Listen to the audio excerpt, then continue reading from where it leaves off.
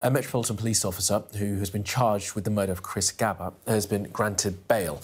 The 24-year-old was killed while he was driving through South London in September of last year. Let's bring in our correspondent, Shingi Marike, who's been following this story from the very start. And Shingi, this officer has been granted bail, and as I understand it, he has also kept his anonymity. Yeah, that's right, Kamali. So for the first time, Officer NX121, the officer involved in the death of Chris Kaba, had appeared at the Old Bailey today, charged with murder, and he has been granted bail.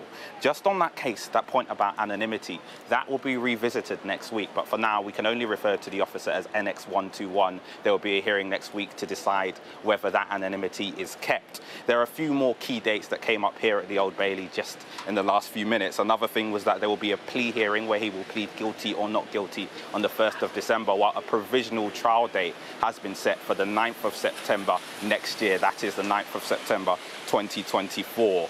And this is the second of two hearings at which Officer NX121 has appeared in court. The first one was earlier today at Westminster Magistrates Court, where the charge was entered. And at that moment, in the public gallery, members of Chris Kaba's family, who are both here, but also at Westminster Magistrates Court earlier on, were visibly emotional as the officer was brought into the courtroom. There was a moment in which someone had to be led outside as the officer appeared for the first time in front of them since this case began. And I want to just come back to the background around this. So this incident took place on the 5th of September last year. Chris Kaba was picked up driving an Audi through South London at around 10 p.m.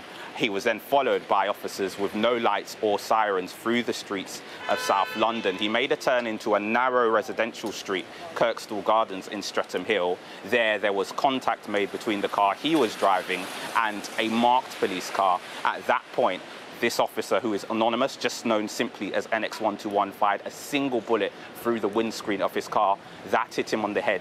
He was then taken to hospital later that evening, where he was pronounced dead. And it's a moment that provoked protest at the time it happened last year in September. There were back-to-back protests in London and also across the country. There was also another protest held by his family to mark a year on last week. His family have been part of this process. They've grieved publicly, and they were also in court again today.